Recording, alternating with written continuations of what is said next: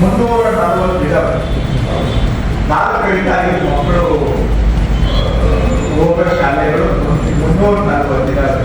4 ಮಕ್ಕಳು ಹೋದ್ರೆ ಏನಾದ್ರು ಏನಾದ್ರು ಕಲಿತಾರೆ ಸಾಧ್ಯ ಇದೆಯಾ? ಪ್ರಾಕ್ಟಿಕಲಿ ಮಾತಾಡ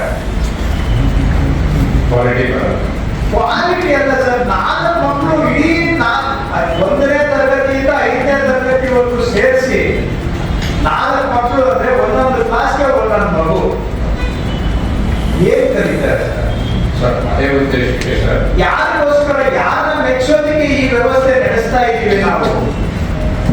ಯಾರ ಹಿತಕ್ಕಾಗಿ ನಡೆಸ್ತಾ ಇದ್ದೇವೆ? ಯಾವ ಪುರುಷಾರ್ಥಕ್ಕಾಗಿ ನಡೆಸ್ತಾ ಇದ್ದೇವೆ? ಒಂದೊಂದು ಕ್ಲಾಸಲ್ಲಿ ಒಂದೊಂದೇ ಮಗು ಇದ್ರೆ ನಿಜವಾಗಿ ಆ ಮಗು ಕಲಿಯುತ್ತೆ. ಏನಾದ್ರೂ ಕಲಿಯೋಕೆ ಸಾಧ್ಯ ಇದೆಯಾ? ಆ ಮೇಷ್ಟ್ರಿಗೆ ಆಸಕ್ತಿ ಇರುತ್ತೆ ಹೋಗು ಹೇಳಿ ಸರ್. ಸುಮ್ಮನೆ ಅವ್ರು ಅದಕ್ಕೆ ಹೇಳ್ತಾವ್ರೆ, ಸುಮ್ಮನೆ ಯಾಕೆ ನೀವು ಪುಸ್ತಕದ ಬದನೆಕಾಯಿ ಮಾತಾಡ್ತೀರಾ? ಇಲ್ಲಾದ್ರೂ ನಾವು ಪ್ರಾಕ್ಟಿಕಲ್ ನಿಜವಾಗಿ 600 ಶಾಲೆ ಅಮ್ಮ ಮಾತ್ರ ಒಂದು ಕ್ಲಾಸ್ಗೆ 2 ಮಕ್ಕಳಿದ್ದಾರೆ. ಒಂದು ಕ್ಲಾಸ್ಗೆ 2 ಮಕ್ಕಳು ಇರೋದಿಷ್ಟು 700 ಶಾಲೆ ಇದ್ದಾರೆ.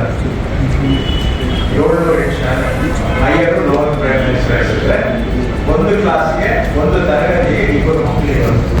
ಒಂದು ತರಗತಿಯಲ್ಲಿ 2 ಮಕ್ಕಳು ಇದ್ರೆ ಮೇಷ್ಟ್ರಿಗೆ ಆಸಕ್ತಿ ಇರುತ್ತಾ? ಮಕ್ಕಳಿಗೆ ಆಸಕ್ತಿ ಇರುತ್ತಾ?